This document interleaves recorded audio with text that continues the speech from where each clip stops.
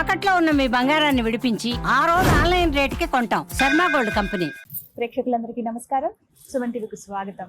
నేను గీతాంజలి. ఇవాళ మనతో పాటు ఉన్న అతిథి శృంగేరి మహాసంస్థానానికి సంబంధించి ఉభయ తెలుగు రాష్ట్రాలకు సంచాలకులుగా వ్యవహరిస్తున్నటువంటి బ్రహ్మశ్రీ పసర్లపాటి బంగారయ్య శర్మ గురువు గారు. వారితో మాట్లాడి మనకున్నటువంటి ధర్మ సందేహాలను నివృత్తి చేసుకున్నాను. గురుగారు నమస్కారం అండి. నమస్తే అమ్మా. గురువుగారు, ఈ కలియుగంలో త్వరితగతిన ఫలించేటువంటి జపం గాని మంత్రం గాని వివరిస్తారా? ప్రతి సత్కర్మ ఖచ్చితంగా ఫలించి తీరుతుంది. కానీ పరమేశ్వరుడికి ఆరాధన చేస్తే సద్యఫలాన్ని ఇస్తాడు.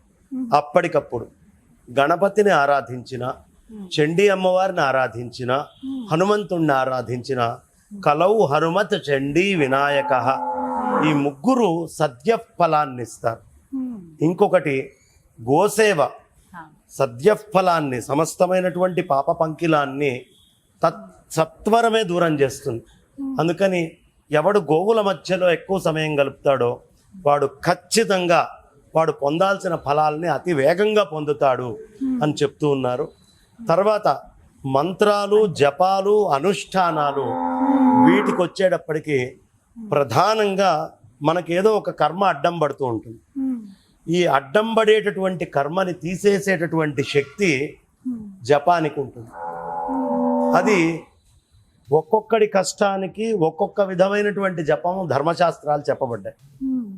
అయ్యా మాకు బాగా ఎక్కడ చూసినా కూడా వర్షాలు లేవు, బాగా కరువుగా ఉంది అన్నప్పుడు వేదం చెప్తుంది, కారీరిష్టి వృష్టికామోయజేత, కారీరి అనే ఇష్టి పూర్తి చేయవయ్యా, ఆ ఇష్టి అయ్యేటప్పటికి నీకు వర్షం వస్తుంది. అంటే కొన్ని కొన్ని మంత్రాలు, కొన్ని జపాలు కొన్ని ఫలితాలను ఇస్తాయి. మన సమస్యకి ఏది జపము, ఏది చేయాల్సినటువంటిది, ఏది ఏ ఫలాన్ని ఇస్తుంది అని ఎవడు తెలుసుకుంటాడో వాడికి దానికి తగ్గటువంటి ఫలం వస్తుంది. అన్నిటికీ ఒకటే మంత్రం ఉండదు.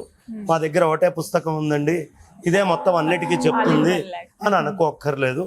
కొన్ని వేల లక్షల గ్రంథాలు ఉన్నాయి, అన్నిట్లో అనేక రకాల సమస్యలకి సమాధానాలు ఉన్నాయి. జపం అంటే ఏ విధంగా చేయాలి? అనుష్ఠానం ఉండాలా? నిత్యం చేసుకునేవా? ఏమన్నా పర్వదినాల్లో మాత్రమే చేయాలా? ఏమన్నా తిథుల్లో మాత్రమే చేయాలా? ఇలా ఏమన్నా ఉంటాయా? ఇప్పుడు నువ్వు చెప్పిన అన్ని రకాలు ఉన్నాయమ్మా జపాలలో. నిత్యము చేసేటటువంటి జపాలు ఉన్నాయి. లేదండి ఇది ఆదివారం పూట రాహుకాలంలో చేస్తే చాలా విశేషము, ఇది మంగళవారం చేస్తే చాలా విశేషము, ఇది ఆ దేవతా ప్రీత్యర్థం, ఇది సోమవారం నాడు చేస్తే గొప్పదండి అని వారాలలో చేసేటటువంటివి కొన్ని మంత్రాలు ఉన్నాయి. కొన్ని మంత్రాలు నక్షత్రాన్ని బట్టి, ఈ కాలము, ఈ నక్షత్రము, ఈ సమయంలో ఈ జపం చేస్తే ఉత్తమము అని చెప్పే ఉన్నాయి. కొన్ని తిథులని బట్టి ఉన్నాయి, కొన్ని కాలాన్ని బట్టి, ఉదయం పూట చేయాల్సినవి, రాత్రి పూట చేసేటటువంటివి, జపం అనేటటువంటిది ఉంది. ఇవి గురువు దగ్గర నుంచి వచ్చేటువంటి బీజాక్షరాలని బట్టి, గురువు యొక్క ఉపదేశాన్ని బట్టి ఏది ఎప్పుడు చేయాలి అనేది నిశ్చయం అవుతుంది. కొన్ని మంత్రాలు ఉంటాయి, అవి 365 రోజులు 24 గంటలు చేసుకోగలిగేవి. శ్రీరామ ఎన్నిసార్లు అన్నా దోషం లేదు. అదే బీజాక్షరాలతోటి మంత్రాలు ఉంటాయి. ఆ బీజాక్షరాన్ని ఏ వారము, ఏ సమయము, ఎప్పుడు చేస్తే ఫలితం ఉంటుంది అనేది మళ్ళీ ఇంకో రకంగా చెప్పబడుతుంది. కాబట్టి మంత్ర అనుష్ఠానాన్ని చక్కగా పెద్దగా బిగ్గరగా చెప్పచ్చు, ఉపాంశువుగా అంటే పెదవి కొంచెం కదులుతూ, లేదు పూర్తి మౌనంగా, ఈ 3 రకాలుగా చేసే జపాలు కూడా ఉంటాయి. కాబట్టి వ్యక్తిని బట్టి, వాడికి ఉండేటువంటి పరిస్థితిని బట్టి జపము, జప సంఖ్య, జప విధానము, జప కాలము మారుతుంది. ఇప్పుడు తీవ్రమైన ఆర్థిక ఇబ్బందుల్లో ఉన్నవారు ఎటువంటి నామం జపం చేయాలి? అమ్మా, అది ఇలాంటి మంత్రాలు ఎప్పుడైనా సరే మీ సమస్య మా సమాధానము అన్నట్టుగా టీవీల్లో చెప్పేది కాదు. దానికి యోగ్యంగా ఆ సమస్యలో ఉన్నవాడు ఒక సరైనటువంటి గురువుని ఎంచుకొని, ఆ గురువు అంటే మళ్ళీ ఎవరి దగ్గరికి పడితే వాళ్ళ దగ్గరికి కాదు, కొంత విద్వత్తు ఉండి, జ్ఞానం ఉండి, ఏ జగద్గురువులో, పీఠాధిపతిలో, లేదు మంచి అనుష్ఠాతలైనటువంటి గురువులో వాళ్ళ దగ్గరికి వెళ్ళి, అయ్యా నా సమస్య ఇది, నా నక్షత్రము, నా రాశిది, నా గ్రహస్థితిది, ఈ గ్రహస్థితిలో పుట్టినప్పుడు వాడికి రాహువు బాగుండక ఇబ్బంది వచ్చింది, నేను ఏదో వేరే మంత్రం చెప్తే ఏం పని చేస్తుంది, చెయ్యి. కాబట్టి వాడి యొక్క ప్రతిదీ టైలర్ మేడ్ అమ్మ. ఎవడు ఉంటాడో వాడిని చూసి వాడికి తగ్గట్టుగా కుట్టి తయారు చేసేటటువంటిది. కాబట్టి మంత్ర జపము అనేటటువంటిది ఎవరికి యోగ్యమైంది వాళ్ళకి చెప్పాలి. మన నోట్లో మాట కూడా అంతే కదా. పేషెంట్ వచ్చాడు, వాడితోటి మాట్లాడేది ఒకటి ఉంటుంది, అవి అక్షరాలే. ఎవడో తప్పు చేసి మన దగ్గరికి వచ్చాడు, వాడి ముందు మాట్లాడేది అక్షరాలే. ఆ అక్షరాలే అన్ని సందర్భాల్లో మాట్లాడతాం, పరిస్థితిని బట్టి మారతాయి.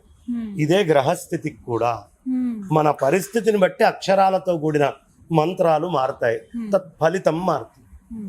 సర్వకాల సర్వావస్థల్లో ప్రతినిత్యం జపించుకునేటువంటి కొన్ని నామాలు తెలియచేయండి, ఎప్పుడెప్పుడు పఠించాలో కూడా తెలియచేయండి.